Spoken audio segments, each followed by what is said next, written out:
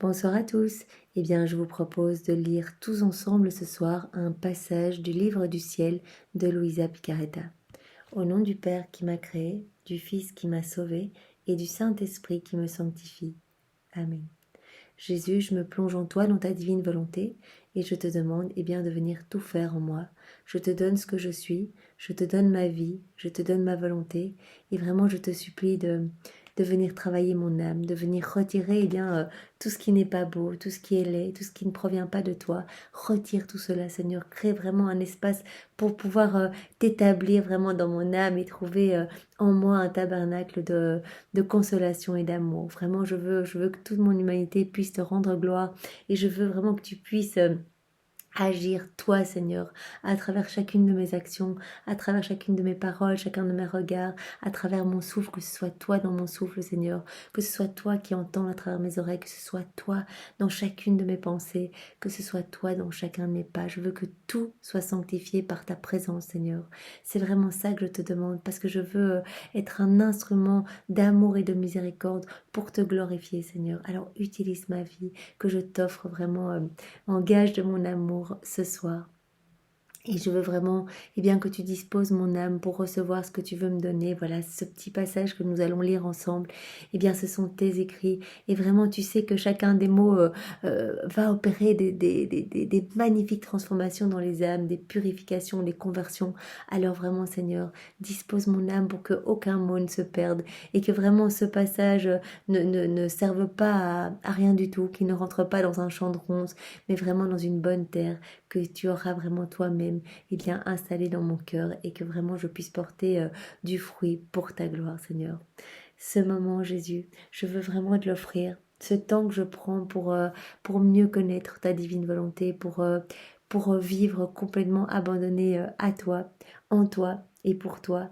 Je te l'offre au nom des âmes du purgatoire, au nom des agonisants, au nom de tous les pécheurs obstinés, de tous les hérétiques, les infidèles, les sectaires, de toutes les personnes qui font des rites sataniques, qui t'offensent, Seigneur. Et je t'offre également ce moment au nom de toute ton Église, de toutes les âmes qui te sont consacrées et qui parfois s'écartent du chemin et te blessent, Seigneur, vraiment te blessent.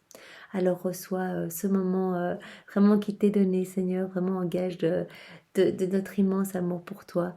Et voilà, dispose tous nos cœurs et envahis-nous vraiment, remplis-nous à ras-bord de ton Esprit Saint, de ta présence. Marque-nous vraiment du sceau de ton amour. Bénis-nous, Seigneur, vraiment sanctifie et bénis chacune de nos pensées, chacune de nos émotions. Et vraiment remplis-nous de toi. Nous avons vraiment besoin de toi parce que sans toi, Seigneur, nous sommes néants. Nous sommes vraiment misère. Et nous avons vraiment besoin de nous unir au tout, à ta splendeur, Seigneur, pour nous-mêmes, unis à toi, devenir un peu lumière ici dans ce monde de ténèbres.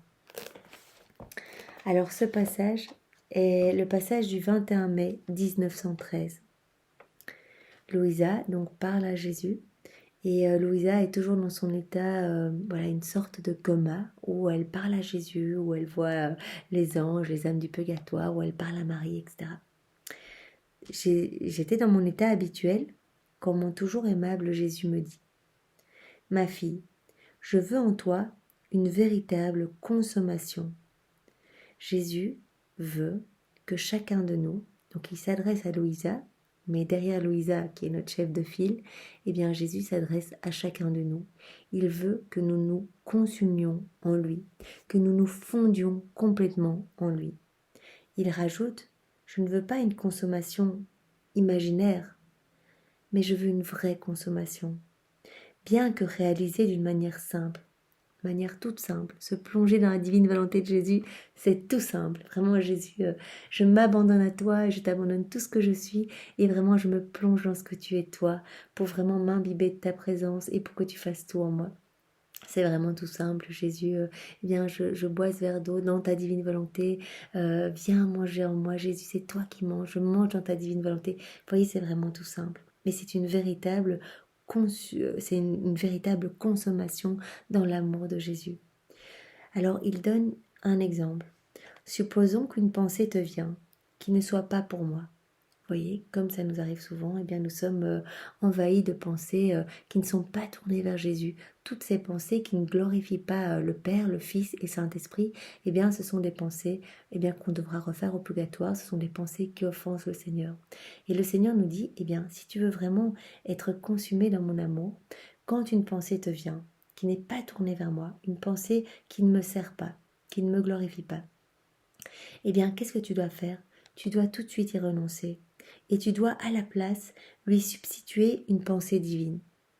Donc, il nous appelle, lorsque nous avons une mauvaise pensée ou juste une pensée normale mais non tournée vers Dieu, eh bien à lui donner immédiatement cette pensée. Jésus, voilà, je sens que là, c'est pas quelque chose qui va te servir, alors je te donne cette pensée. Je te donne cette pensée et je te demande de la sanctifier, vraiment de la rendre divine et éternelle. Je me plonge en toi dans ta divine volonté et je viens plonger cette pensée en toi, Seigneur, pour vraiment que tu la refasses complètement.